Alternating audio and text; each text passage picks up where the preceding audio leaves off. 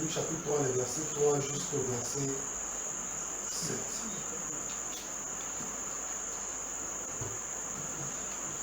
Est-ce que quelqu'un peut nous faire la lecture?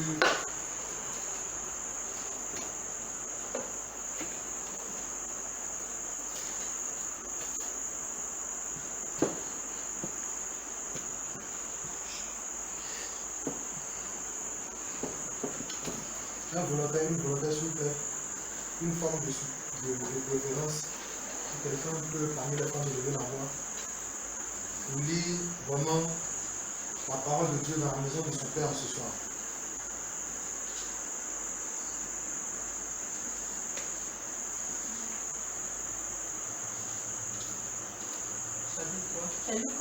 Luc chapitre 3. Et Luc chapitre 5, le verset 3 jusqu'au verset 7. Excusez-moi. Luc chapitre 5. Excusez-moi s'il vous plaît. Luc chapitre 5, le verset 3 jusqu'au verset 7. Oui, allons-y si quelqu'un peut. Allons-y, maman. Il monta dans l'une de ses barques, qui était à Simon, et il le pria de s'éloigner un peu de terre. Puis il s'assit dans la barque et il enseigna la foule. Lorsqu'il eut cessé de parler, il dit à Simon, avance en pleine eau et jetez vos filets pour pêcher. Dans le péché. Simon lui répondit, Maître, nous avons travaillé toute la nuit sans rien prendre, mais sur ta parole, je jetterai le filet. L'ayant jeté, il prit une grande quantité de poissons, et leur filet se rompait. Il fit signe à leurs compagnons qui étaient dans l'autre barque de venir les aider. Il vint et il remplit les deux barques au point qu'elles enfonçaient. Quand il vit cela, Simon-Pierre tomba aux genoux de Jésus. C'est le verset 8 maintenant? Non, on s'arrête au verset 7. Amen. Ok. Le thème du message du Seigneur pour nous ce soir, c'est ordonne ta vie selon Christ et tu verras la gloire de Dieu. Amen. Amen. Ordonne ta vie selon Christ et tu verras la gloire de Dieu. Alléluia. Tu vas encore faire une dernière chose, tu vas prier de ton cœur, tu vas dire, donne-moi de comprendre un peu ce que nous s'il vous plaît. On va s'asseoir tout à l'heure. Donc dis au Seigneur, donne-moi de comprendre cette parole au nom de Jésus. Lève la voix. Père, nous voulons prier. Dans le nom de Jésus. Dans le nom de Jésus. Dans le nom de Jésus. Dis au Seigneur, donne-moi de comprendre cette parole. Que mes oreilles soient fonctionnelles, que mon cœur comprenne, que le Seigneur lève la voix, dis à Dieu, fais quelque chose dans ma vie. En ce soir, au travers de cette parole. Il s'agit d'ordonner nos vies selon Christ. Bien-aimé, il s'agit de nous disposer en sorte que la gloire de Dieu puisse nous parvenir. Bien-aimé, tu pries le Seigneur, que Dieu puisse t'aider dans le nom de Jésus. Nous te bénissons, nous te rendons grâce. Merci de ce que tu me fais. Au nom de Jésus-Christ de Nazareth. Amen. Amen. Père, nous voulons te bénir, te rendre toute la gloire. Merci pour ta fidélité. Père, je suis le mieux, je veux, je suis de la boue. Et cette boue-là, tu l'as bien voulu utiliser ce soir pour révéler ta pensée. Père, nous sommes à tes pieds. Moi, le premier, nous entendons ce que tu as dit. Que toute interférence soit neutralisée. Et permet que ce que tu as prévu pour nous ce soir, nous puissions l'entendre non seulement, mais aussi le comprendre et porter du fruit. Merci de ce que tu le fais. Que la gloire de Dieu te revienne au nom de Jésus.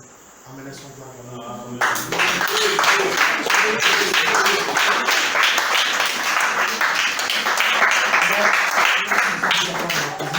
Du Seigneur.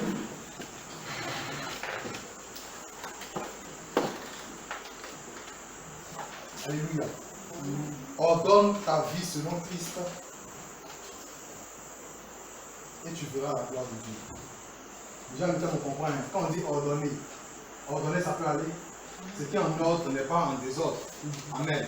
Voilà. Si on dit par exemple que telle personne n'est pas ordonnée, ça veut dire peut-être que ses affaires ne sont pas bien placées, ses affaires sont mélangées, n'est-ce pas? Donc quand on parle d'ordonner sa vie, c'est dans quel ordre est-ce que ta vie doit être? Peut-être que ta vie comporte, je suppose, 4 ou 5 éléments. Quel est l'ordre de ces 5 éléments-là? Est-ce que l'élément 1 doit être à la 5e place? Est-ce que l'élément 5 doit être à la 4e place? Mais quel est l'ordre que ta vie doit manifester pour que Dieu puisse faire du bien à ta vie? Pour que ta vie puisse manifester la gloire de Dieu. Alléluia. Ce que nous recherchons sur la terre ici, là, ça qu'on appelle la gloire de Dieu. La bénédiction. Là où on est ici, il y a quelqu'un qui va dire qu'il n'a pas une situation. Amen. La situation qui est dans ta vie, la situation que tu veux voir le Seigneur résoudre, cette situation-là sera résolue lorsque la gloire de Dieu va venir jusqu'à toi. Amen. Donc on est en train de dire comment est-ce que ta vie doit être disposée pour que cette gloire-là puisse te parvenir. Ce n'est pas n'importe quoi. Alléluia. Donc je veux t'exhorter par la grâce de Dieu à comprendre ce que le Seigneur veut te dire ce soir. Alléluia. Je vais lire rapidement, ce passage. Pour ceux qui notent, vous pouvez noter Exode 40, 15, 16 et 33, 34. Je vais lire rapidement pour éviter qu'on puisse perdre le temps. Je lis Exode chapitre 40, les versets 16 et 17 et les versets 33 à 34. Rapidement, je lis 16 et 17. Moïse fit tout ce que l'Éternel lui avait ordonné. Il fit ainsi. Le premier jour du premier mois de la seconde année, le tabernacle fut dressé. Le verset 33 à 34, maintenant, écoutez ce que dit la parole du Seigneur. Alors la nuée couvrit la tente d'assignation et la gloire de l'Éternel remplit le tabernacle. Amen. Voilà, donc 33-34, il dressa le pavé autour du tabernacle et de l'autel, il mit le rideau à la porte du pavé, ce fut ainsi que Moïse acheva l'ouvrage. Alors la nuée couvrit la tente d'assignation et la gloire de l'Éternel remplit le tabernacle. Alléluia. Ok, pour éviter déjà qu'il y ait des incompréhensions, le tabernacle c'est une maison que Dieu a demandé à Moïse de construire pour sa gloire. Alléluia. C'est comme si aujourd'hui Dieu dit à un pasteur, il faut me bâtir un temple. Est-ce que vous comprenez un peu? On était encore dans l'Ancien Testament et Dieu a dit à Moïse, Moïse, tu ne sais pas, c'est comme un pasteur aujourd'hui, un homme de Dieu à qui Dieu a dit, bâtis-moi une maison. Est-ce que vous comprenez un peu? Bâtis-moi un lieu de culte, un temple. Est-ce que vous comprenez? Donc c'est un peu comme ça que Dieu a donné des ordres à Moïse au sujet de la maison qu'il devait bâtir. Nous-mêmes qui sommes des hommes, quand on veut bâtir une maison, est-ce qu'on n'a pas des exigences? Je veux que la douche soit de telle dimension, je veux que le salon soit comme ça, je veux que le plafond soit comme ça, je veux qu'il y ait des ampoules ici, je veux qu'il y ait une véranda, je veux qu'il y ait une terrasse, je veux que la maison soit en duplex, c'est-à-dire à 2 niveaux, amen. Je veux qu'il y ait un souterrain, un sous-sol. Donc nous-mêmes qui sommes des hommes, lorsque nous voulons construire une maison, on a des exigences. Est-ce que vous comprenez un peu? Je veux que les douches soient grandes, je veux que le salon soit, je veux qu'il y ait 2 salons. Est-ce que nous-mêmes on ne fait pas ce genre de choses? On le fait. Maintenant imaginez-vous, un temps soit peu maintenant que Dieu décide qu'on lui bâtisse une maison, excusez, que Dieu décide qu'on lui bâtisse maintenant une maison. Maintenant, Dieu qui est plus parfait que nous, est-ce que vous pensez que Dieu ne va pas avoir des exigences? Dieu va avoir des exigences. Amen. Donc c'est comme ça que lorsque Dieu a dit à Moïse de bâtir la maison, Dieu lui a donné des indications. On lui dit la maison que tu vas bâtir là, voici ce qu'elle doit respecter. Elle doit être de telle dimension, elle doit être de tel nombre de mètres. Si tu as respecté tout ce que je te dis de faire, si tu as mis la table à sa place, si tu as mis le chandelier à sa place, si tu as mis les lampes à leur place, alors tu vas voir ce qui va se passer. Et c'est comme ça la Bible dit dans ce passage-là que Moïse s'est arrangé à faire exactement tout ce que Dieu lui a demandé de faire. Et lorsque Moïse a achevé de faire ce que Dieu lui a demandé, bien aimé, Moïse n'a pas dit à Dieu, Dieu j'ai fini de construire la maison, il faut venir dedans. Dès que Moïse a achevé de construire le tabernacle, la Bible dit que la nuée qui est la gloire de Dieu a rempli la maison. Est-ce qu'on se comprend? Pour dire que dès que Moïse a achevé, il n'a pas dit, il sait que la maison qu'il est en train de bâtir, c'est la maison de Dieu. Et il sait que Dieu lui demande de bâtir une maison afin que Dieu vienne habiter dans cette maison. Normalement, si tu as fini de bâtir, tu dois aller dire au propriétaire, j'ai fini de bâtir, viens dans ta maison. Mais lorsque Dieu s'est rendu compte que Moïse a observé tout ce qu'il lui a demandé de faire, Moïse n'a pas eu à aller dire à Dieu, viens dans ta maison. Quand Dieu a vu que l'ouvrage de Moïse était conforme à sa volonté, la Bible dit que Dieu s'est déplacé, est venu jusqu'à cette maison-là. Amen. Est-ce qu'on se comprend jusque-là? Donc, Moïse a fait exactement ce que Dieu lui a ordonné. Et laissez-moi vous dire que Dieu est un esprit. Et Dieu habite toujours dans un temple. Donc, dans l'Ancien Testament, le temple dans lequel Dieu habitait, on appelait ça le tabernacle, n'est-ce pas? Mais aujourd'hui, en 2019, en septembre 2019, quelle est la position de Dieu? Dieu est toujours un esprit et Dieu habite toujours dans un temple. Mais dans quelle maison est-ce que Dieu habite aujourd'hui? C'est vrai, tu me diras que Dieu habite dans les églises que nous bâtissons. C'est vrai que Dieu est là-bas. Mais aujourd'hui, il y a une maison plus excellente qui fait plaisir à Dieu dans laquelle Dieu habite. Alléluia. Et la Bible dit en 1 Corinthiens chapitre 6, verset 19, que notre corps est le temple du Saint-Esprit. Alléluia. Donc, essaie de comprendre certains raisonnements, essaie de comprendre ce que l'Esprit veut nous dire ce soir. Amen. Donc, je vais te dire que notre vie que tu vois, c'est la maison de Dieu. S'il vous plaît. Nos vies que vous voyez sont la maison de Dieu. Ta vie, ton corps, la Bible dit que ton corps est le temple du Saint-Esprit. Qu'est-ce que ça veut dire? Ça veut dire que ta vie est la maison de Dieu, ma vie est la maison de Dieu. Est-ce que jusque-là on se comprend? Ok. Donc, de la même manière que le temple de l'Ancien Testament, le tabernacle que Moïse a construit, de la même manière que ce tabernacle devait être ordonné pour que Dieu vienne jusqu'à ce tabernacle, c'est de cette même manière-là que ta vie, ma vie, doit respecter un certain ordre pour que Dieu puisse venir jusqu'à nous. Est-ce qu'on se comprend? Mais tu vas te rendre compte que souvent on adresse des prières, mais pourquoi Dieu ne fait pas ceci? Mais pourquoi Dieu ne fait pas cela? Mais pourquoi? Attends, mais qu'est-ce que vous êtes en train de dire? Si un chef de l'État doit venir dans un endroit, est-ce qu'il n'y a pas des motards qui viennent? Est-ce que la police ne vient pas? Est-ce que la gendarmerie ne vient pas pour sécuriser le périmètre, pour permettre que tout soit en ordre avant que le chef de l'État ne se déplace? Est-ce que le chef de l'État se déplace comme ça? Maintenant, vous dites à Dieu de venir dans une vie qui n'est pas préparée.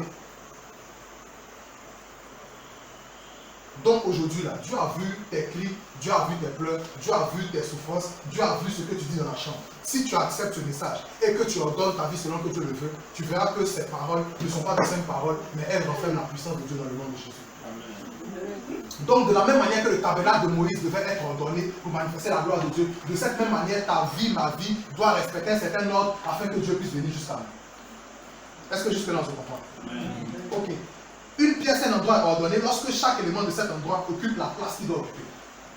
Un endroit, une pièce est ordonnée lorsque chaque élément de la pièce se retrouve à la place à laquelle il doit être.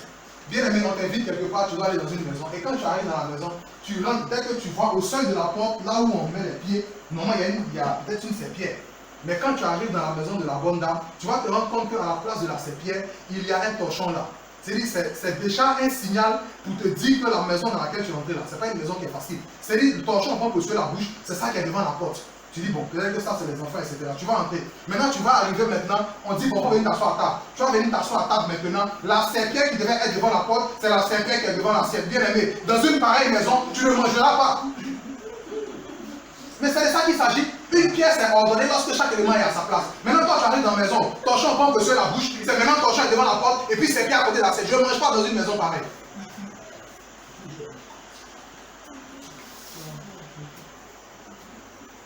Et la plupart du temps, c'est comme ça que nos vies sont devant le Seigneur.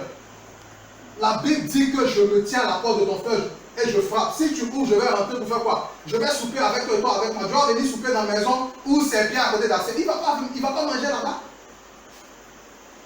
Et c'est des images que nous donnons pour te dire que dans nos vies, là, les choses ne sont pas comme Dieu veut qu'elles soient. C'est ça que j'appelle le torchon ici. Et voilà, c'est bien. La mamie maintenant est dans la douche. Et puis le seau de bœuf, non, bien aimé du Seigneur. De quoi est-ce qu'on est en train de parler? C'est des choses qu'on prend pour illustrer, pour qu'on puisse comprendre la pensée du Seigneur. Donc quand on parle d'ordonner sa vie, là, c'est très important. Alléluia. Ok. Donc, sachons aussi que l'ordre de Dieu est différent de l'ordre des hommes. C'est dit, tu ne peux pas... Non. Ce que toi tu vois comme un ordre, là, ça peut être un désordre devant Dieu. Donc, l'ordre de Dieu, là, c'est Dieu lui-même qui connaît sa chose. Et Dieu va nous communiquer sa patience ce soir dans le nom de Jésus. Amen. Qu'est-ce qui s'est passé? Nous, il y a des hommes qui étaient des pécheurs, qui étaient véritablement les disciples de Jésus. Ils se sont retrouvés là en train de chercher à manger. Ça veut dire qu'ils avaient faim. Donc, à un moment donné, ils ont dit, bon, là, maintenant, nous sommes des pécheurs, c'est vrai, on fait l'œuvre de Dieu, mais là, maintenant, on a faim, il faut qu'on aille déjà à manger. Donc, ils sont venus pêcher, ils n'ont pas trouvé de poisson. Et lorsque Jésus est venu, ils n'ont pas exposé leur situation. Jésus savait déjà ce qui se passait. Mais Jésus, lorsqu'il est arrivé, au lieu de chercher à résoudre leur problème de faim, il a commencé à dire, bon, donnez-moi votre bateau, on lui a prêché la parole de Dieu. Amen. Et c'est la suite de ces choses, véritablement, que quelque chose de miraculeux s'est produit dans la vie des disciples. Amen. Donc, déjà, il y a 4 étapes que nous devons observer pour que nous puissions manifester la gloire de Dieu. Donc, les 4 étapes-là, si tu les as observées, c'est comme si tu es en train de dire à Dieu, si j'ai accepté d'ordonner ma vie selon toi. Donc, ordonner sa vie revient à observer 4 étapes bien précises. Et si tu observes ces étapes-là, Dieu voit ta vie comme si elle est ordonnée devant lui au nom de Jésus. Amen. La première étape est décrite dans Luc chapitre 5, verset 3. Je lis rapidement. Il dit, il monta dans l'une de ses barques qui était à Simon et il le pria de s'éloigner un peu de terre. Ok. Donc, il monta dans l'une de ses barques. C'est la première étape. Nous avons toute cette révélation que la barque dont il s'agit, c'est dans notre contexte, la barque là, c'est ta vie, c'est ma vie. Est-ce que tu comprends un peu? Donc la barque de Simon, c'est comme on dit la barque de peut-être Ebenezer, c'est comme on dit la barque de telle personne de Béni Chama. Est-ce que tu comprends? Donc la barque là, c'est un bateau qui appartenait à quelqu'un. Est-ce que vous comprenez un peu? Donc qu'est-ce qui s'est passé? Jésus est venu et il a dit à la personne à qui appartenait le bateau, moi j'ai besoin de ce bateau là. Est-ce que je peux monter dans ton bateau? Et la personne lui a dit, viens Seigneur, tu peux monter. Donc c'est la première étape de tout ce que nous allons dire. La première étape, c'est qu'il faut que chacun puisse laisser Jésus entrer sincèrement dans sa vie. Alléluia. La première étape, c'est la conversion. Le fait que Jésus monte dans la barque, le fait que Jésus monte dans le bateau, c'est accepter le Seigneur Jésus-Christ. Je l'ai dit tantôt, il dit, je me tiens à la porte de ton cœur, je frappe. Si tu ouvres la porte, je vais entrer. Donc, lorsque tu acceptes d'ouvrir ton cœur, c'est comme si tu as permis à Jésus-Christ d'entrer dans ton bateau, c'est comme si tu as permis à Jésus-Christ d'entrer dans ta vie, c'est comme si tu as permis à Jésus d'entrer dans ta barque. Et ça, c'est le premier point, et c'est le point sans lequel les trois autres étapes ne peuvent se manifester. Bien-aimé, ta vie ne peut pas être ordonnée selon Dieu sans que Jésus-Christ ne soit dans ta vie. C'est Jésus qui te donne la capacité d'ordonner. Je vois des gens souvent quand on évangélise, non, vraiment, j'ai voulu arrêter de fumer, j'ai voulu arrêter de faire ceci. Bien-aimé, tu ne peux pas sortir du pouvoir du joug du diable en n'ayant pas l'Esprit de Dieu. Lorsque tu acceptes Jésus, l'Esprit de Dieu vient en toi. Maintenant, tu n'as pas Jésus, et avec quelle force tu vas résister au diable? Ce n'est pas possible. Donc, c'est avec l'Esprit de Dieu que tu reçois en acceptant Jésus, c'est alors là que tu peux faire certaines choses. Donc, la première de toutes ces étapes-là, c'est que quelqu'un doit accepter de marcher avec Jésus-Christ. Si c'est fait, gloire à Dieu. Si tu n'as pas accepté Jésus-Christ, tout ce que nous allons dire par la suite, ça ne te concerne peut-être pas. Mais tu auras peut-être l'opportunité d'accepter le Seigneur, mais c'est la première chose à faire. Dans l'affaire de Dieu, si tu veux faire affaire de Dieu, il faut savoir qu'il faut que Jésus-Christ soit bien positionné dans ta vie. Amen. Ok. La deuxième chose, la deuxième étape, et c'est là que nous allons par la grâce de Dieu passer un peu de temps. Il le pria de s'éloigner un peu de terre. Luc chapitre 5, verset 3. Donc après que Jésus soit monté dans la barque, qu'est-ce qu'il a dit? Il dit, je reconnais que le bateau là t'appartient toi Simon. Mais ce que tu dois faire maintenant, il faut t'éloigner un peu de la terre. Dis à quelqu'un s'éloigner un peu de terre. S'éloigner un peu de la terre. Il faut dire encore s'éloigner un peu de terre. S'éloigner un peu de terre. C'est l'une des parties les plus difficiles à faire. S'éloigner un peu de la terre. Imaginez-vous un temps soit peu que Jésus le Saint est rentré dans ta vie. Et s'éloigner de la terre, c'est se déconnecter un peu du système mondain. La barque est sur le rivage, est sur la terre ferme. Là maintenant, il faut que la barque, Jésus dit, éloigne-toi un peu de la terre. Éloigne-toi un peu du rivage. Éloigne-toi un peu de cet endroit-là. Parce que si tu n'as pas la capacité de t'éloigner du rivage, tu vas voir que je ne pourrai pas accomplir mon action dans ta vie. Donc c'est la partie de la vie chrétienne, on l'a dit la dernière fois, c'est encore le dépouillement. C'est la partie de la vie chrétienne où tu dois t'éloigner un peu de terre, où tu dois accepter de te déconnecter encore de la terre et de tout ce qu'elle en fait, où tu dois te mettre à part pour le Seigneur, où tu dois te consacrer pour le royaume. Et c'est la deuxième étape la plus importante. S'éloigner un peu de la terre. Jésus sait que tant que tu es connecté à la terre, son action ne pourra pas prospérer dans la vie. Est-ce que jusque là ça va? S'éloigner un peu de terre. Ce n'est pas quitter le monde physiquement pour vivre peut-être dans l'espace, je ne sais pas, non. Il s'agit d'abandonner l'esprit de ce monde.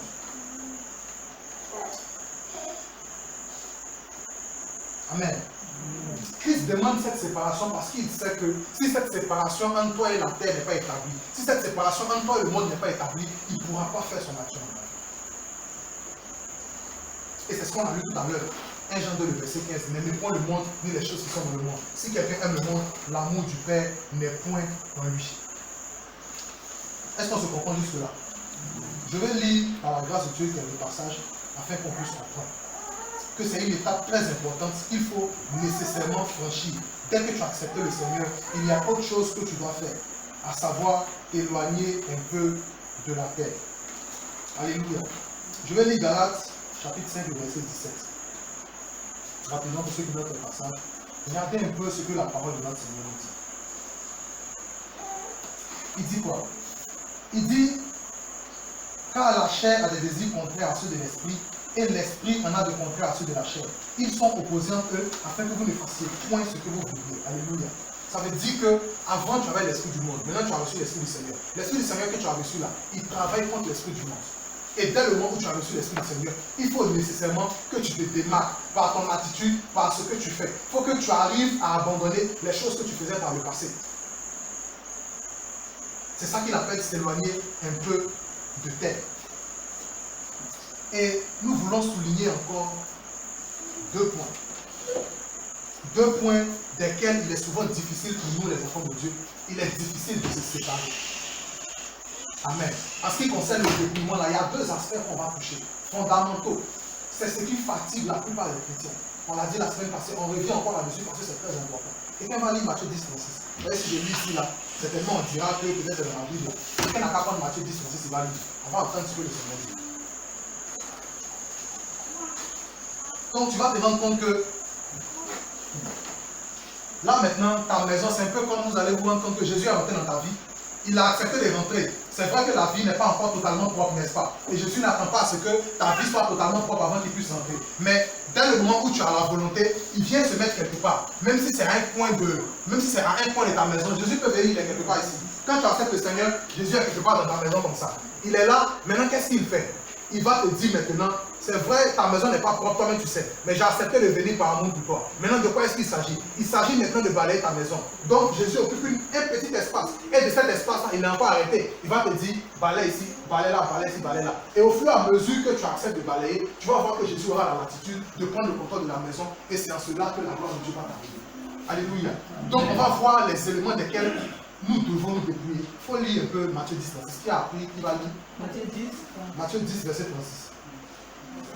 C'est les paroles du Seigneur Jésus-Christ, il n'y a pas de discours dessus, il n'y a pas de contestation. Un homme aura pour ennemi les gens de sa maison. Celui qui aime son père ou sa mère plus que moi n'est pas digne de moi.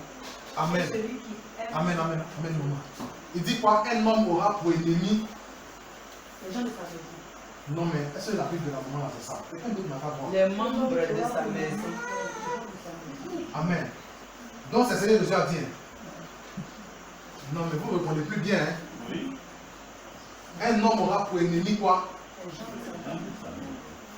Ah, Seigneur. Un homme aura pour ennemi les gens de sa maison. Un jour, Dieu de temps va faire un enseignement sur l'esprit de famille. Un homme aura pour ennemi les gens de sa maison. C'est moi qui ai dit. Mais c'est Jésus qui est le créateur de tout homme qui a dit ça. Je vais te dire quelque chose.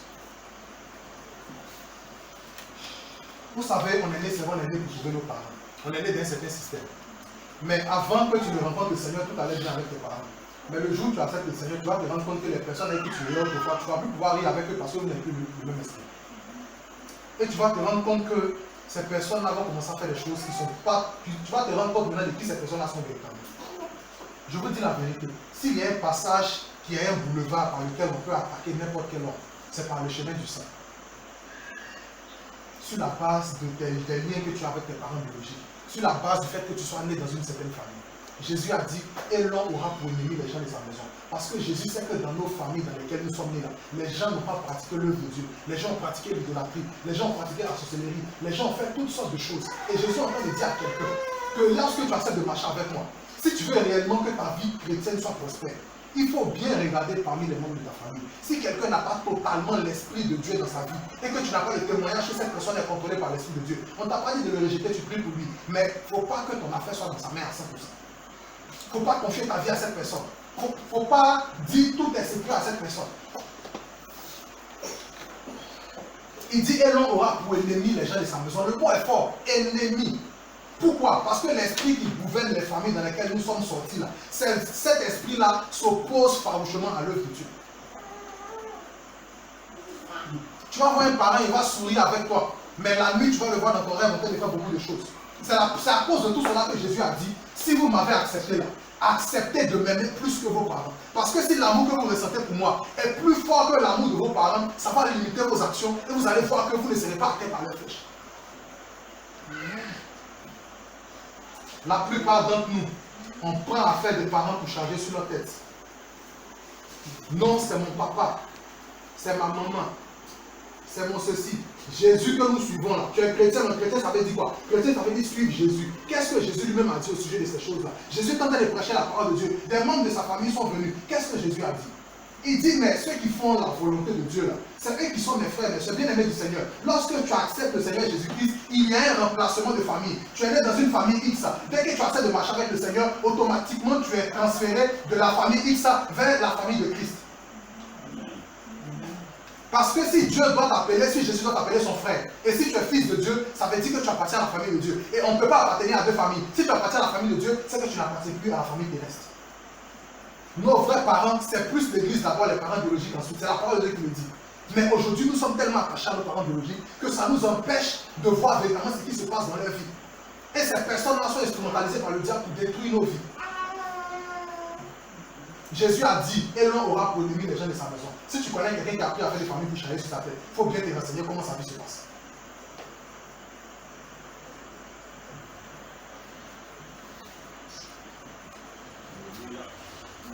que nous puissions réviser notre position. Il faut passer les gens au peigne fin. Qui est-ce qu'on est en train de parler? Il y a quelqu'un qui me dit une fois, il dit, mais chez vous là-bas, c'est comment? Non, ici on descend. Non, ma soeur là, en tout cas, ma soeur elle est prise. Elle va à l'église, en tout cas, elle est prise. J'ai dit, bon, ok, on va commencer à prier. On a commencé à faire des prières, 2 jours, 3 jours. Il dit, quoi, tu as fait rêve? Oui, j'ai fait rêve. Non, dans le rêve là, ma soeur qui prie là m'a invité à manger à côté d'une mamie. J'ai dit, ok, il n'y a pas de souci. Moi, je ne peux pas te dire ouvertement ce qui se passe. Si moi je parle, tu vas dire que c'est moi qui suis venu diviser les familles. Mais ta soeur qui prie là, c'est elle maintenant qui t'invite à manger la nuit. Manger le nuit, je défends que c'est jamais bon manger. Les gens prennent le nom de Jésus pour mettre sur eux. Et je te dis, je vais te donner des indices. Si tu as un parent, quand tu parles à faire de Dieu, il dit à faire de Dieu là, tu es venu nous trouver. Nous, on a connu Dieu avant toi, bien aimé. Si quelqu'un dit ça, c'est la preuve à toi qui ne connaît pas Dieu. Il faut commencer à l'évangéliser. Depuis la Genèse, sinon l'église ne va pas. Si tu as un parent, tu dis affaire de Dieu, il dit non, toi tu as nous dit quoi ici? Affaire de Dieu, on est venu te trouver. Affaire de Dieu, tu es venu me trouver dedans. Si quelqu'un dit ça, il n'a même pas Dieu.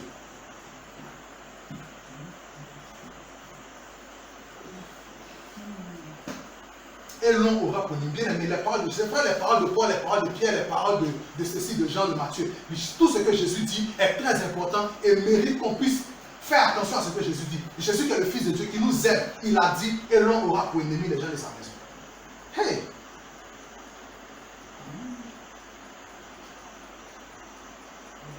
C'est mon papa, c'est ma soeur, c'est mon frère, il a fait comment? C'est le même sang. Tu vas avoir des problèmes.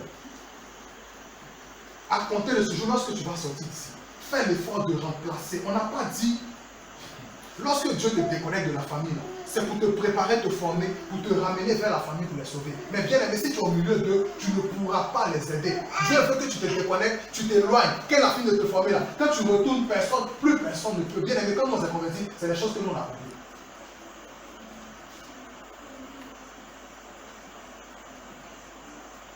Et bien aimé du Seigneur, je te dis, les gens vont toujours s'appuyer sur l'aspect sentiment.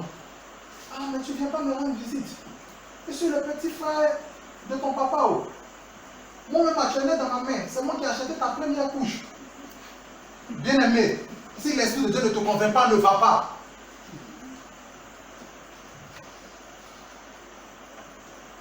Ta maman là, c'est moi qui l'ai mis à l'école.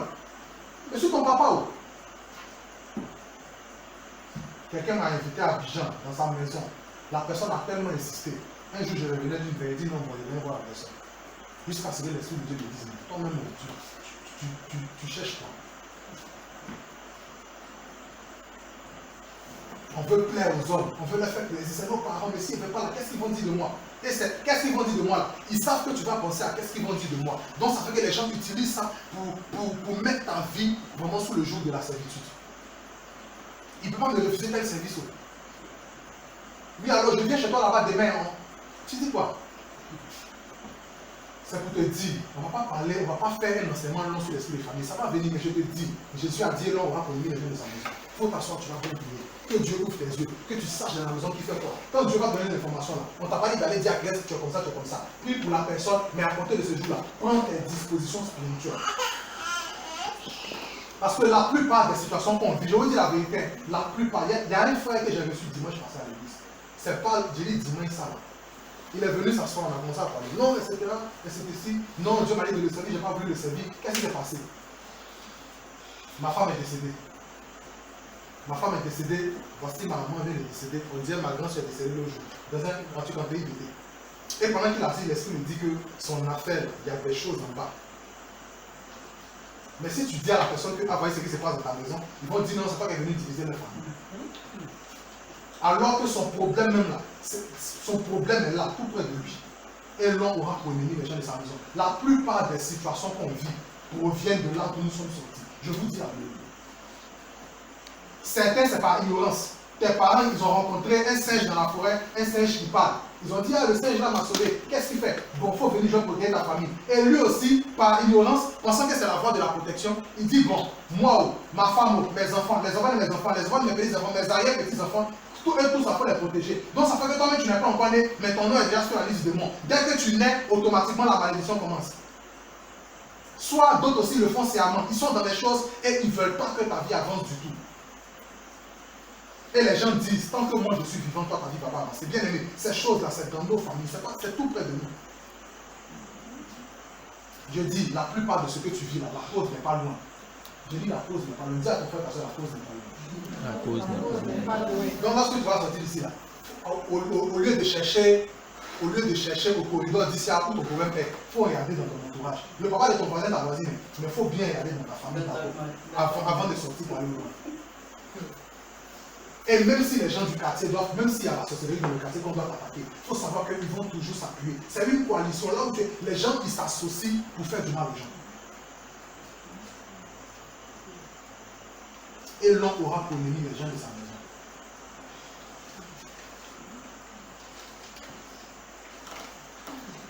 Tu as une femme, tu es là, tout ce qui est dans ton cœur. Il faut que tu réussisses à aller faire du bien à tes parents. Tu as fait de ça une obsession, c'est de caractère. Il faut que moi je sois béni, il faut que mes parents, il faut que je sois béni, pour que mes parents, il faut que je sois béni, tu es dessus, tu es dessus, tu es dessus, tu es dessus.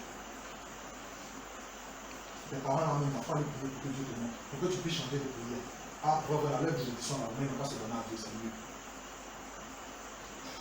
L'argent que tu cherches pour leur donner là, tu vas fouiller, c'est eux-mêmes qui t'empêchent de trouver cet argent.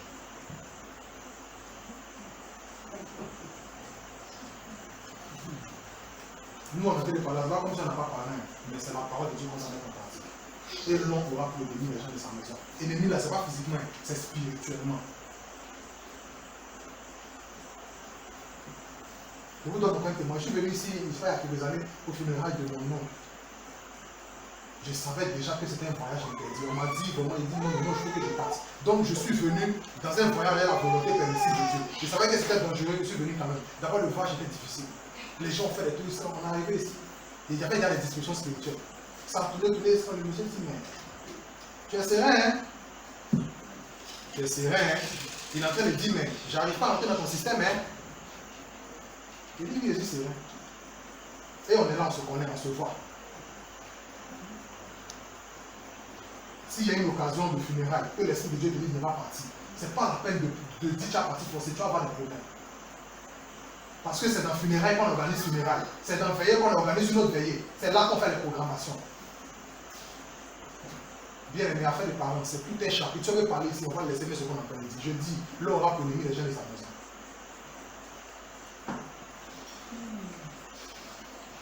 Alléluia.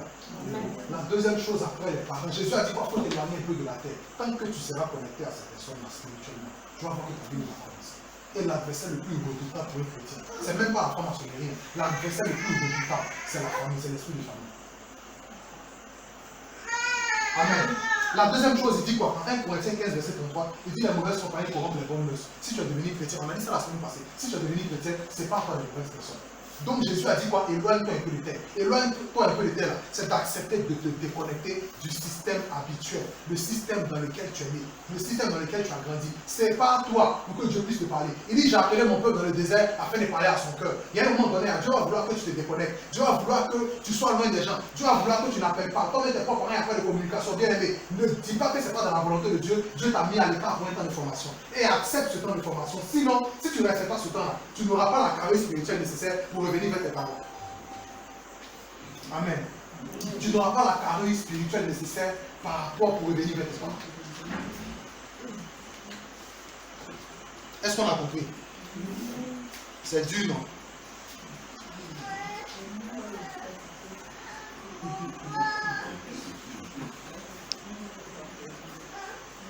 Donc, acceptez de vous éloigner un peu de la terre. C'est bon pour vous. Donc, on est en train de voir les 4 étapes qui vont donner à nos vies d'être ordonnées. C'est pas ça? Les 4 étapes qui vont donner à nos vies d'être ordonnées selon Dieu. C'est ça qu'on est en train de voir comme ça. On a déjà vu 2. Première chose, il faut accepter le Seigneur. Deuxième chose, qu'est-ce qu'il faut faire? Il faut t'éloigner de la terre. Dis à quelqu'un, il faut t'éloigner de la terre. T'éloigner de la terre. Toi, tu es chrétien. Tu es dans fête d'igname. Tu es dans fête de patates. Tu es dans fête de tomates. Tu es dans fête de piment. Ta vie chrétienne va aller où? Les fêtes de tous les tubercules, tu es dedans. Les fêtes de tous les fruits, tu es dedans. S'il vous plaît.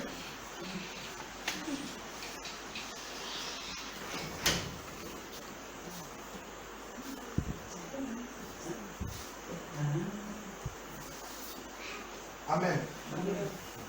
Tu es chrétien. Tu es dans toutes les fêtes traditionnelles. Tu fais fête des ignames. Tu fais fête de ceci. Tu fais fête de tarot. fête de piment, fête des légumes. Tu es dans toutes les fêtes. Tu vas dire que tu es chrétien. Tu n'es pas chrétien. Tu es quel genre de chrétien?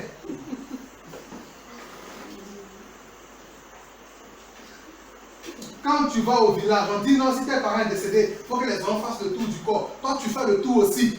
On dit non, il faut laver ta main dans l'eau, bien aimer du Seigneur. C'est une alliance avec l'esprit de mort. Les gens font exprès, toi tu ne les connais pas, eux ils savent ce qu'ils font. Là maintenant, quelqu'un moi, cherche quelqu'un qui va mourir encore pour qu'on se retrouve, pour qu'il y ait quelqu'un d'autre à programmer, on va se retrouver pour qu'il y ait encore, de sorte à ce qu'il y ait personne dans le village maintenant. Si tu dis que tu es chrétien, il faut assumer ta vie chrétienne. Je suis chrétien, je dois me distinguer, je dois me démarquer. Si tu es un vrai chrétien, ta vie doit être bizarre. Si tout le monde t'approuve, c'est que tu ne mènes pas une bonne vie chrétienne. Si tout le monde entier t'approuve, c'est que tu ne mènes pas une bonne vie chrétienne. Parce que ta vie là, ça doit déranger les gens.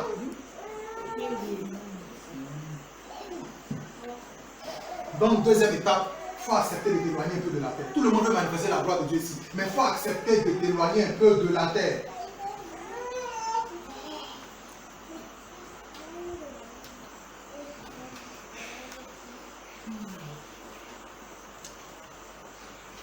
Un peu seulement aimer en famille.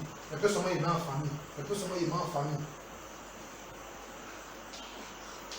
Que Dieu nous aide au nom de Jésus. Amen. Donc, vous allez vous rendre compte dans le passage, je vais le lire. Vous allez voir que Jésus n'a pas dit simplement éloigne-toi de la terre. Qu'est-ce que Jésus a dit? Qui a remarqué quelque chose dans ce que Jésus a dit? Verset 3. Qui a remarqué l'action de Jésus? Jésus n'a pas dit simplement éloigne-toi de la terre. Qu'est-ce qu'il a dit? Il dit, et il le pria de s'éloigner un peu de terre. C'est pas ce que Jésus a dit. Et il le pria. Il le pria, c'est dit quoi? C'est dit Jésus demande pardon. Simon, pardon, il faut t'éloigner un peu de terre. Si Jésus commence à prier quelqu'un, c'est que la chose est difficile. Je disais tantôt que c'est une étape que beaucoup de chrétiens n'ont pas pu franchir. Jésus demande pardon. Pardon. Tu veux voir ma gloire, mais il faut t'éloigner un peu de la terre. Tu veux voir ma gloire, mais il faut te déconnecter un peu des parents spirituellement. Tu veux voir ma gloire, il faut te séparer des mauvais amis. Tu veux voir ma gloire, il faut te séparer du système du monde. Tu veux voir ma gloire, arrête les mauvaises fréquentations. Il le pria de s'éloigner de la terre. Il le prie, demande pardon. Pardon, il faut t'éloigner. Il le pria. Alléluia. La troisième étape pour que ta vie soit ordonnée selon Dieu. Il s'agit de quoi? Luc chapitre 5, verset 3. La Bible dit quoi? Puis il s'assit. C'est-à-dire c'est la partie de ta vie où dès que tu acceptes de t'éloigner un peu de la terre, Jésus va voir que la maison est un peu balayée. Vous voyez, t'éloigner de la terre, c'est balayer la maison, comme on a dit là. Tu es au coin de la maison, dès que tu acceptes le Seigneur, Jésus est quelque part. La maison est remplie d'ordures. Donc Jésus a arrêté dans un petit coin. Il attend maintenant que tu balayes un peu la maison pour que lui puisse se promener. Si un étranger vient dans ta maison, il peut te faire du bien. Est-ce qu'il est à l'aise quand il est arrêté, mais quand il est assis? Donc, à cette étape de dépouillement, là, tu vas voir qu'il n'y a rien d'extraordinaire qui se passe dans ta vie.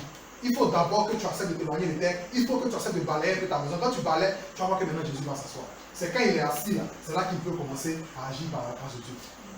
Il y a des personnes parmi nous, Jésus a encore arrêté dans sa vie parce qu'il n'a pas cette facilité-là de se détacher, de se dépouiller. Si Jésus a arrêté dans ta maison, un étranger qui a arrêté, tu n'attends pas de lui. Tu ne peux même pas demander de nouvelles à quelqu'un qui a arrêté. Donc c'est quand tu acceptes de balayer un peu la maison, de séparer, de déconnecter, Jésus va s'asseoir. Et c'est la troisième étape. La Bible dit que lorsque la barque s'est éloignée un peu de la terre, qu'est-ce que Jésus a fait? Jésus s'est assis. C'est la partie de la vie chrétienne où tu as une certaine stabilité, où rien ne peut t'emmener dans le monde, où rien ne peut te faire retourner, où l'amour de Dieu est plus fort que n'importe quoi. Si tu as cette étape-là, si tu manifestes ces choses, c'est que tu as cette étape-là de ta vie chrétienne. Où tu ne peux plus remettre en cause la grâce que Dieu t'a fait.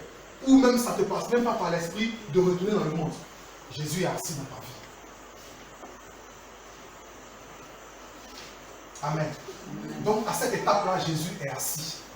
Plus rien ne peut t'emmener. Les gens font haut, même si tu as des déceptions, même si tu as des douleurs, même si tu as des difficultés, tu n'as pas la capacité de retourner. Parce qu'à cette étape-là, Jésus est assis. Et quelqu'un qui est assis, il est stable, il est bien positionné et rien ne peut l'ébranler. Alléluia. Maintenant, quatrième étape rapidement. C'est la dernière étape. On a dit 4 étapes et puis Dieu vient jusqu'à toi.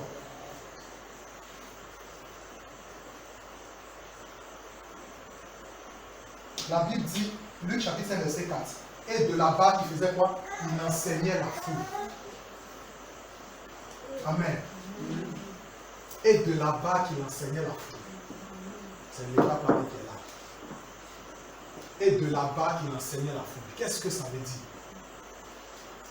Tenez-vous bien, Pierre a faim. Il n'a pas mangé. C'est parce qu'il n'a pas mangé qu'il cherche poisson. Donc c'est là où il a arrêté, là il a faim. Ça veut dire que Pierre, tout comme moi, on a besoin de notre vie, on a une situation qu'on veut voir Dieu l'aimer, n'est-ce pas? Mais lorsque Jésus vient, Jésus ne commence pas par dire à Pierre, tiens le poisson, non. Jésus commence à dire à Pierre, donne ta vie.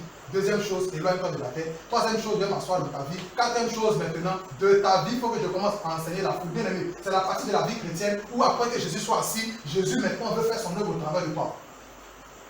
Il ne commence pas par regarder ta situation, ton besoin. Il est assis maintenant là. C'est la partie où tu vas voir que Dieu va te dire non, soit il faut parler, soit faire ceci, soit évangéliser, soit il faut parler. Bien aimé, Dieu sait que tu as un problème de santé. Dieu sait que tu as une situation quelconque. Dieu sait qu'il y a des choses que tu espères. Mais Dieu ne commence pas par parler de ça. Dieu commence par vouloir enseigner la foule à partir de ta vie. Ça veut dire que, bien aimé, c'est une interpellation. Quel que soit l'état dans lequel tu te trouves, il faut laisser Jésus. Si tu as atteint la phase de stabilité, laisse Jésus enseigner la foule au travers de ta vie. Laisse Jésus faire son œuvre dans le travail là où tu es, à quelque niveau que ce soit. Il y a une parole que tu peux donner à quelqu'un. Il y a quelque chose que tu peux faire pour Dieu. Donc Dieu veut là maintenant enseigner la foule à partir de ta vie. Dieu veut faire son œuvre au travers de ta vie. Quel que soit là où tu te trouves, Dieu veut faire son œuvre au travers de ta vie. Il y a des personnes qui sont non, il faut que Dieu règle ma situation d'abord. Bien aimé, si tu es dans ça, Dieu ne va jamais faire ou Dieu ne va jamais faire. Il ne va pas faire. Voici l'étape. Voici l'étape qui est là. La Bible dit qu'il savait que Pierre avait faim. Jésus qui nous aide. Il savait que Pierre avait faim. Mais il n'a pas commencé par lui donner du poisson. Il a dit, je vais enseigner la foule à partir de ta vie. Il n'a même pas parlé de cette situation de faim de Pierre. Et lorsque tu laisses Jésus commencer à faire son œuvre dans ta vie, lorsque tu es dans le travail, lorsque tu es quelque part, lorsque tu commences à servir Dieu, tu seras dedans, tu seras dedans, tu seras dedans. À un moment donné, tu vas voir que Dieu va faire quelque chose. On a dit dans le tabernacle de Moïse, lorsque Moïse a fini de construire selon que Dieu a voulu, qu'est-ce qui s'est passé? Moïse n'a pas dit Dieu va venir dans ta maison. Dieu est venu automatiquement, n'est-ce pas? Lorsque tu es en train de faire l'œuvre de Dieu, que ta tête est dans l'œuvre de Dieu, à un moment donné, tu vas te rendre compte que qu'est-ce qui s'est passé par la suite? La Bible dit, puis il s'assit et de la barque, il enseignait la foule. Alléluia. Lorsqu'il eut cessé de parler, il dit, lorsqu'il eut cessé d'enseigner, maintenant qu'est-ce qui va se passer? Il dit à Simon, avance en pleine eau. Et jetez au filet pour pêcher. Simon lui répondit, maître, nous avons travaillé toute la nuit sans rien prendre, mais sur ta parole, je jetterai le filet. Bien aimé, lorsque tu as accepté, malgré ton problème, malgré ta situation, malgré la difficulté, lorsque tu as accepté de faire l'œuvre du Seigneur, à un moment donné, il va se souvenir que tu n'es pas en bonne santé. Il va se souvenir que tu cherches un mari. Il va se souvenir qu'il y a une situation d'argent. Il va se souvenir de cela. Il va dire maintenant, voici comment faire pour que la situation soit réglée.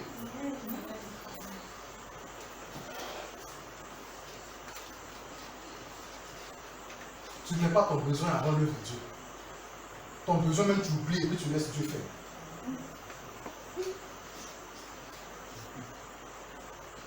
Donc, nous qui sommes là, qui attendons que nos vies soient restaurées à 159% avant de commencer à servir Dieu, repositionnons-nous. Dès demain, là, nous tous on va tomber dans les rues, on va commencer à faire l'œuvre de Dieu. C'est mieux. Si tu attends que Dieu, déjà même là, ce que tu as demain, c'est déjà la grâce de Dieu. Il faut commencer avec. Souvent quand on dit je le loue avec ma voix, si je n'ai pas de voix, je le loue avec mon pied, je le loue avec ma main. C'est des choses on chante comme ça. Mais est-ce qu'on vit ça? Toi tu attends que tout soit au complet avant de faire l'œuvre de Dieu. Si quelque chose manque là, malgré ça, il faut que tu fasses l'œuvre de Dieu. Mais la femme de l'homme de Dieu qui a envie, on a suivi son témoignage ici. Elle dit qu'elle s'est mariée à 46 ans. C'est une abomination. 46 ans. Ça veut dire qu'à un moment donné, même, elle allait s'appeler sur mariage. Des gens même, 25 ans déjà. Dieu m'a oublié. 25 ans, Dieu t'a oublié. 25 ans, Dieu t'a oublié. Elle dit 46 ans. Dieu même la même. Certainement, quand elle parle de mariage, Dieu n'y a rien pas dans son visage. De la bague, de ta vie, il faut que j'enseigne la foule. Elle enseignait jusqu'à Dieu a commencé à préparer son témoignage, Mais quand Dieu a fini, on dit, bon, voici ton mariage, le pasteur t'a rendu. Mais quand tu connais ta rendu, c'est pas n'importe qui. C'est pas n'importe qui. Voici ton mari, c'est dit le gros lot même, c'est ce que Dieu t'a donné. Pourquoi? Parce que tu as accepté de suivre le plan de Dieu. Nous-mêmes, il y a des situations de nos vies, Dieu veut nous donner bon, mais nous-mêmes, on va aller faire comme Abraham. Dieu dit, te donner un enfant de ta femme. il a tout fait dans un couloir pour aller avec Agar. Il n'a pas attendu vraiment le temps de Dieu. Et laisse-moi te dire, l'enfant que tu as avec Agar, c'est un problème. Et Ismaël a été toujours un problème pour Abraham jusqu'aujourd'hui. Il faut suivre mon regard les enfants d'Ismaël.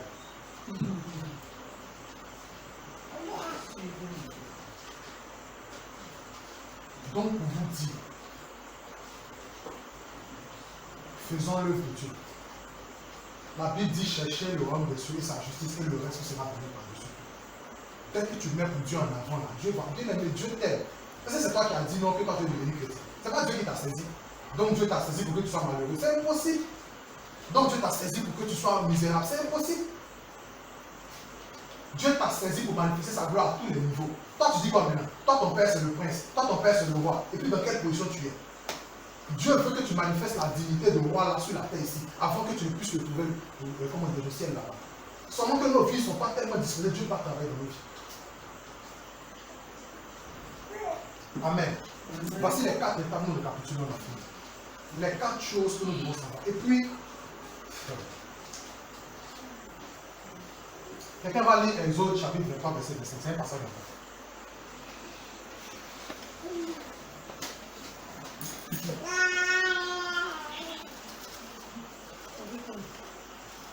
Exode chapitre 23, verset 25, rapidement. Exode va bien, je vais pas dans le Nouveau Testament, c'est ici.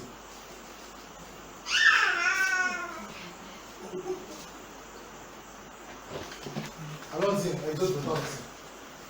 C'est un qui a trouvé, rapidement. Vous servirez l'Éternel. Bon, vous lire un peu forcément, il faut que les gens entendent. Vous servirez l'Éternel. Vous servirez l'Éternel, votre Dieu. votre Dieu. Et il bénira votre pain et vos eaux. Amen. On va s'arrêter là d'abord. Attends un moment. Vous servirez l'Éternel et il bénira votre pain et vos eaux. Entends par là, il bénira tout ce que vous allez toucher. Maintenant la suite. Et éloignez-vous la maladie. Non, il faut bien voir la partie là. Et j'éloignerai la maladie du milieu de toi. Il y aura. C'est bon. Vous allez servir Dieu. Il va bénir ton pain, ton eau, c'est-à-dire tout ce que tu touches. Et qu'est-ce qu'il va faire? Il va éloigner la maladie du milieu de toi.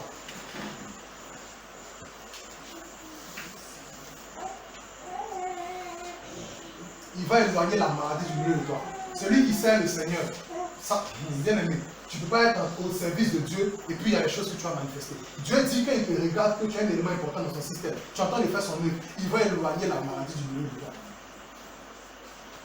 L'œuvre de Dieu, là-bas, personne venir s'arrêter à la chaîne pour prêcher. Mais depuis que quand tu vas marcher, tu as dit, est-ce que tu as déjà une fois dit à la venue de tomate que Jésus l'aime? Tu peux être toutes les tomates depuis différentes route. Est-ce que tu as dit à celle qui est à côté que Jésus l'aime? Jamais, à tous les niveaux, même au marché à l'école, tu peux faire l'œuvre de Dieu à quelque niveau que ce soit. Souvent même Dieu te dit dans la rue, il faut parler aux gens. Tu en dis ton cœur et puis tu passes. Vous servirez le Seigneur, il éloignera la maladie du milieu de vous. Donc ça veut dire qu'il y a des maladies qu'on a parce qu'on ne sait pas Dieu. Amen. Il y a des maladies qu'on a parce qu'on ne sait pas Dieu. Si tu ne veux pas servir Dieu là, il ne faut pas que Dieu lui va faire quelque chose maintenant. On pense que tout là c'est les sorciers. Il y a des maladies qu'on a parce qu'on n'est pas au service de Dieu. Tes pieds que Dieu a donnés, tes mains que Dieu a données pour servir Dieu, tu ne le sais pas avec. Ok, il n'y a pas de souci.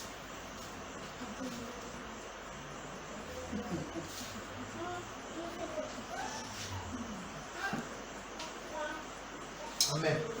Donc vraiment, voici le message dans la grâce de Dieu. Médite un peu là-dessus, quelques minutes.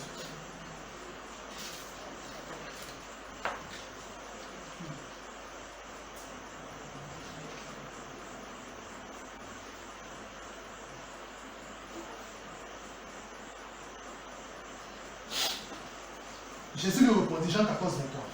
Si quelqu'un m'aime, il gardera ma parole, et mon Père l'aimera. Nous viendrons à lui et nous ferons notre demeure chez lui. Alléluia. Jésus dit, si un enfant de Dieu l'aime, s'il fait sa volonté, s'il obéit à tout ce qu'il dit, c'est plus Jésus qui va venir. Bien aimé, il y a les chrétiens, il y a les dimensions dans la vie chrétienne.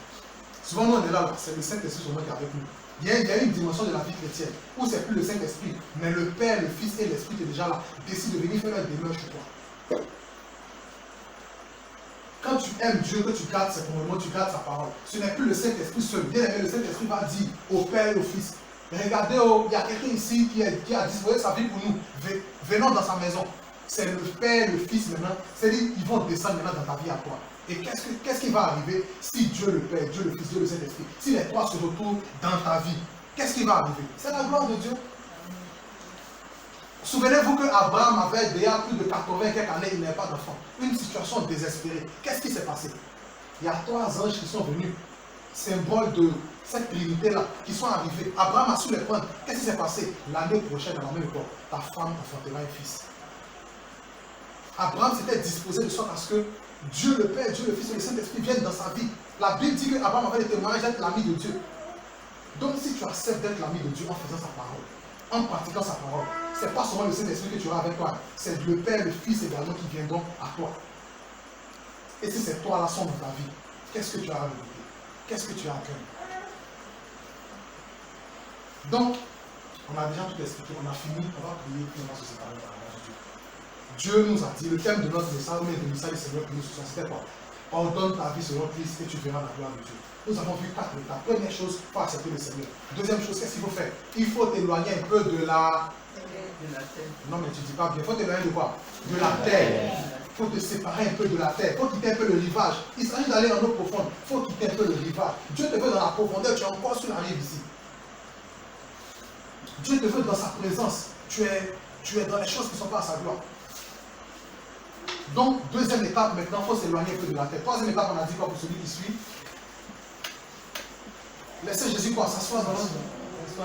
Maintenant, la quatrième étape. Il s'agit de quoi?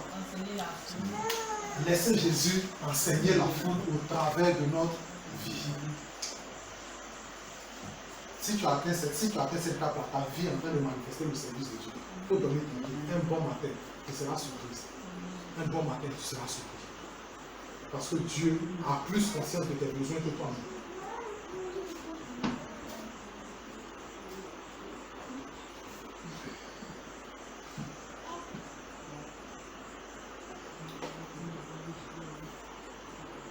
À un moment donné, je vais vous rendre ce témoignage, on a fini. Je dit, bon, cette année-là, il faut que il y avait la canne. Je dis, bon, il faut que moi je regarde les matchs. C'est ce que j'ai dit. J'ai dit, non, c'est bon, il faut que moi je regarde les matchs. Donc, il a fait mon abonnement, il faut que je regarde les matchs. Donc, j'ai dit ça comme ça. Je dis, bon, il faut que je trouve un temps pour regarder les matchs. Donc, je l'ai dit, et le Seigneur m'a rien dit. Après ça, j'ai oublié cette affaire de canne et de match. Souvent, je vois les trucs, les résultats, etc. À un moment donné, toi-même, peut-être, tu devais faire un abonnement de 5 000 par mois. À un moment donné, il s'est passé quelque chose. Quelqu'un a rechargé le compte, tout canal, 40 000 francs par mois. Comme tu cherchais 10 mois, vraiment, il faut faire un abonnement de 5 000 pour que tu puisses aller sur certaines choses.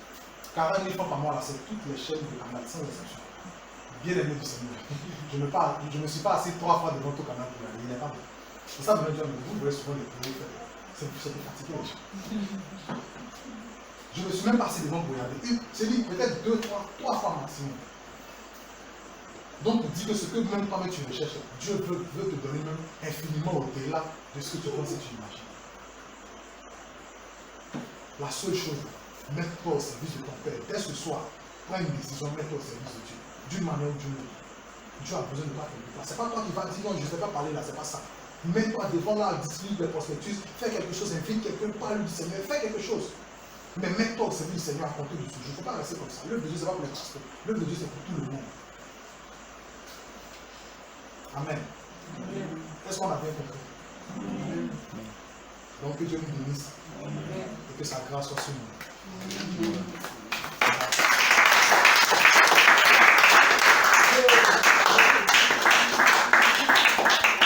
Amen. Je mets quiconque au défi d'observer ces choses-là. On va se voir ici. On se bousculer pour un peu dans le match. Quelqu'un va dire, toi, tu as dit, non, comment est passé là-bas? Amen. On va se tenir debout, on va rendre grâce au Seigneur. Tu tiens debout, on commence à prier au Seigneur.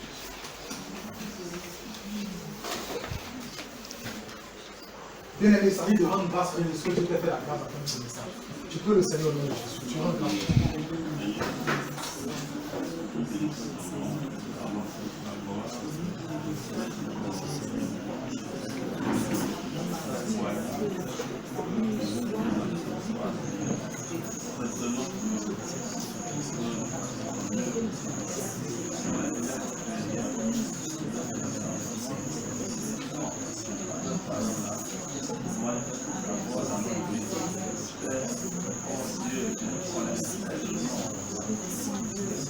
Rends grâce, Seigneur, pour ce message de Dieu. Père, je te bénis, merci. Que la gloire t'ait été. Merci. Au nom de Jésus. Au nom de Jésus. Merci Père pour la grâce. Bénis sur toutes ces choses au nom de Jésus. Amen. Tu vas prier le Seigneur, tu vas demander pardon. Il y a beaucoup de choses qu'on a citées. Peut-être que tu as accepté le Seigneur. Peut-être que même tu as refusé d'accepter le Seigneur. Peut-être que tu as refusé de dépouiller ta vie. Quand le Seigneur veut que tu te dépouilles, tu as fait juste quand il y a un point où tu as placé le trait.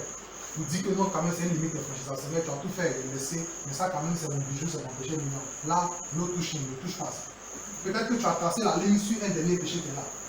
Alors que c'est justement ce que Dieu attend de toi. Dieu attend que tu te libères de cela pour que ta vie puisse avancer. Peut-être que tu as endurci dans ton cœur pour faire quelque chose.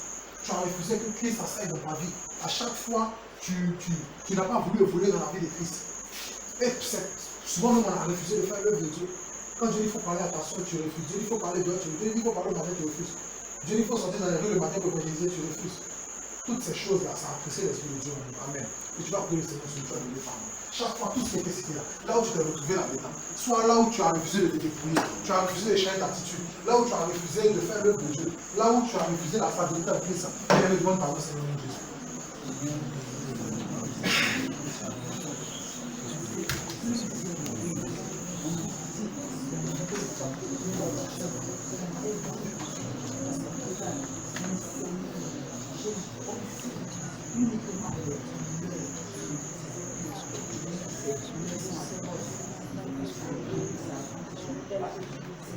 Bien-aimé, demande pardon parce qu'on a tous posé les conditions au Seigneur. Si tu ne fais pas ceci, je ne fais pas cela. Bien-aimé, Dieu n'est pas notre ami. Dieu n'est pas notre camarade. C'est notre Dieu. Ah Seigneur, notre Dieu, manifeste. Au nom de Jésus. Au nom de Jésus. Au nom de Jésus. Au nom de Jésus. Au nom de Jésus. La personne parmi nous demande pardon, Seigneur, tu as refusé de prier pour les malades. Dieu t'a mis, Dieu met ça sur ton cœur, mais tu ne le fais pas. Souvent tu peux dire non, ah non, mais ça ne va pas trop, je vais aller prier pour les gens. Bien aimé, demande pardon, Seigneur.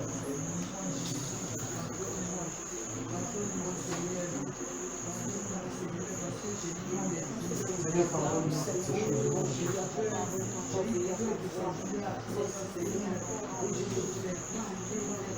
Demande pardon, Seigneur, là où tu n'es pas disposé. Bien aimé, Pierre avait faim, mais il a accepté que Jésus fasse son œuvre au travail de sa vie. Demande pardon, Seigneur, parce que tu as regardé à ta situation et tu as refusé de faire l'œuvre de Dieu.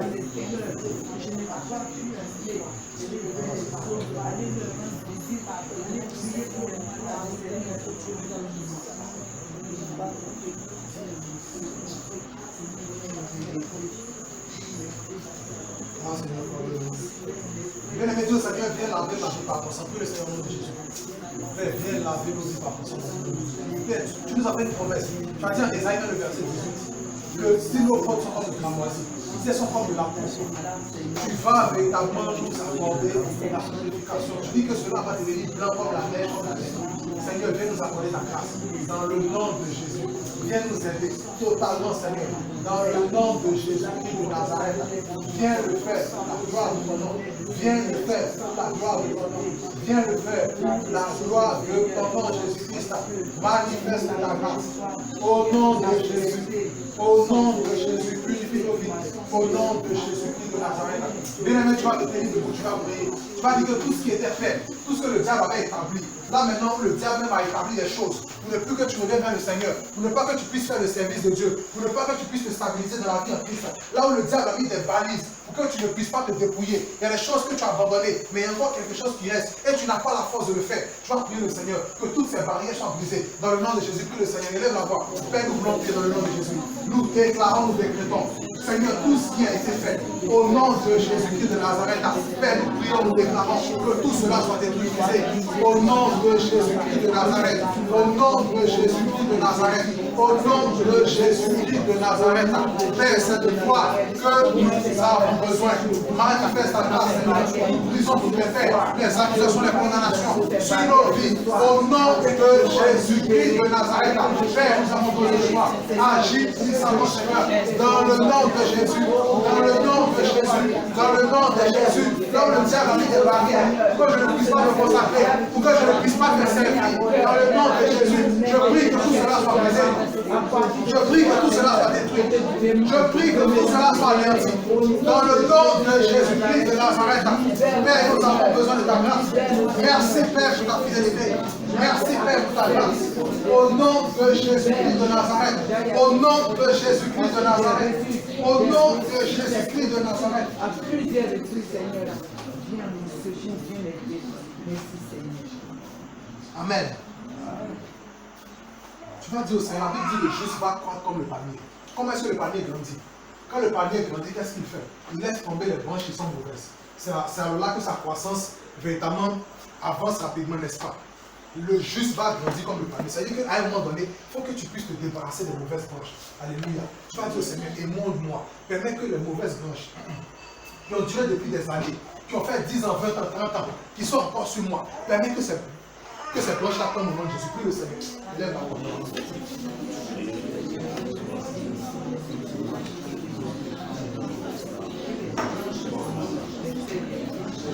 Bien-aimé, dis que toutes les branches-là soient brisées au nom de Jésus. La Bible dit que le juste va croître comme le palmier.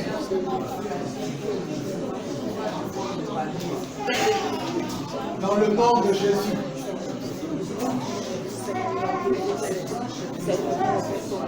Que toutes ces branches-là soient coupées au nom de Jésus.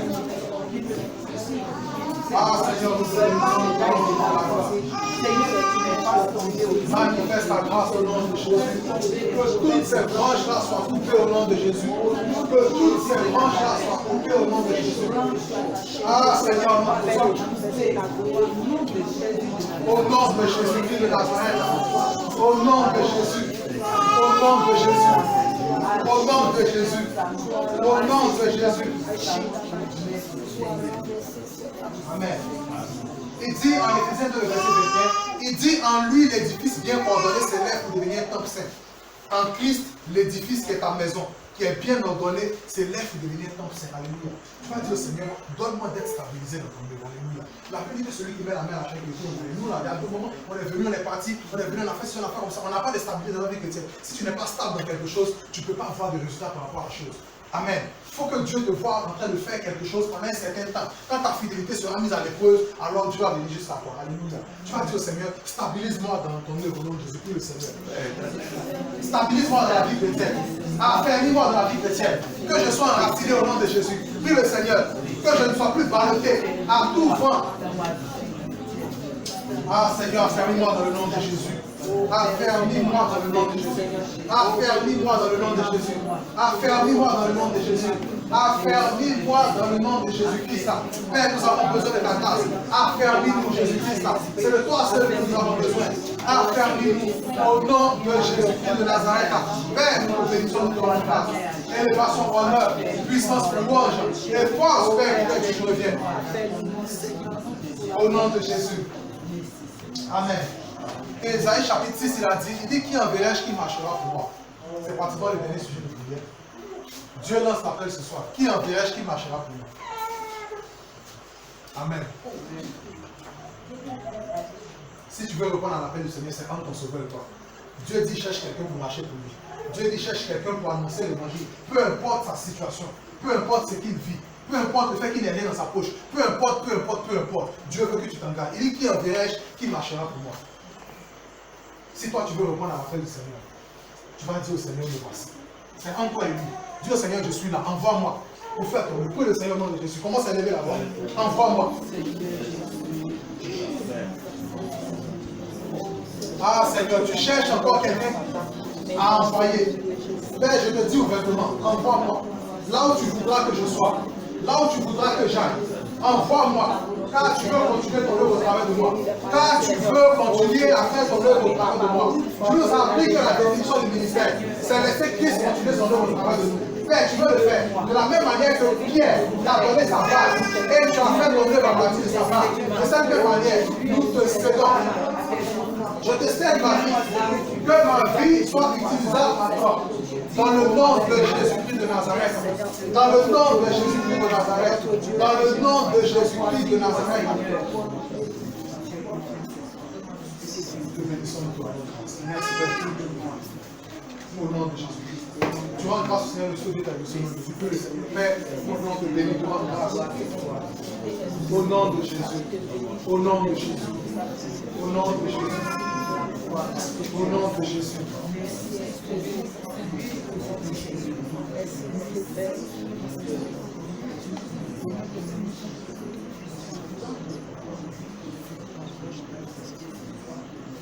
Amen. S'il vous plaît, nous allons lever les mains, nous allons prier par rapport au message. Ce n'est pas la prière finale, je le dis, on prie pour le message, on verra la prière finale juste quelques instants après. Amen. On lève les mains avec votre permission. Père, nous voulons te bénir, te rendre toute la gloire. Merci pour ta fidélité, merci pour ta grâce. Merci pour tout ce qui a été dit dans le nom de Jésus. Père, nous sommes venus à toi. Tu nous as montré les 4 étapes que nous devons nécessairement observer afin que nos vies puissent manifester ta gloire. Père, nous avons bien entendu pour notre prière. Que tu nous accordes cette grâce dans le nom de Jésus. Tous ceux qui sont encore à la phase de dépouillement, permets que nous puissions nous dépouiller, permets que nous puissions nous éloigner de la terre, permets que nous puissions nous séparer à côté de ce jour, prendre une décision résolue, d'abandonner les choses du monde et de nous engager résolument dans les choses qui t'honorent dans le nom de Jésus. Nous prions que tu nous accordes ta grâce. Donne-nous d'atteindre le stade et le niveau de stabilité dans la vie chrétienne au nom de Jésus-Christ de Nazareth. Et nous voulons prier à compter de ce jour. Père, tu as dit, allez, faire de toutes les nations les disciples.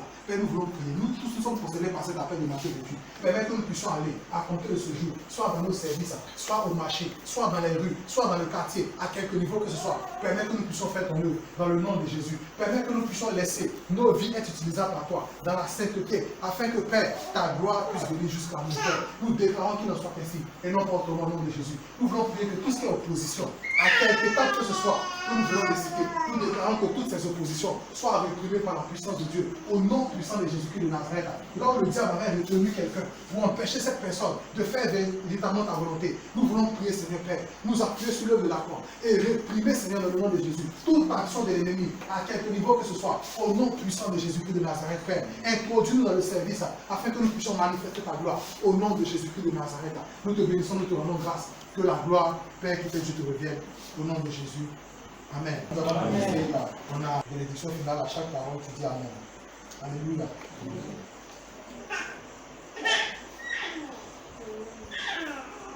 Que l'Éternel nous bénisse et qu'il nous garde. Amen. Que l'Éternel fasse soulever sa face sur nous. Amen. Et qu'il nous accorde sa grâce. Amen. Que l'Éternel tourne sa face vers nous. Amen. Et qu'il nous donne la paix. Amen. Manifestons ces 4 étapes au nom de Jésus. Amen. Que la grâce du Seigneur Jésus-Christ, l'amour de Dieu et la communion du Saint-Esprit soient avec nous tous au nom de Jésus. Disons Amen en acclamant pour le Seigneur.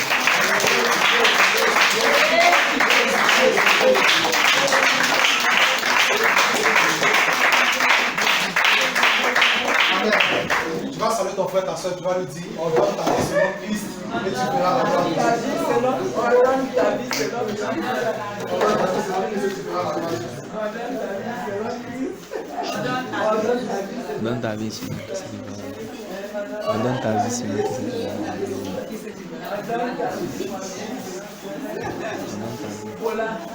Ordonne ta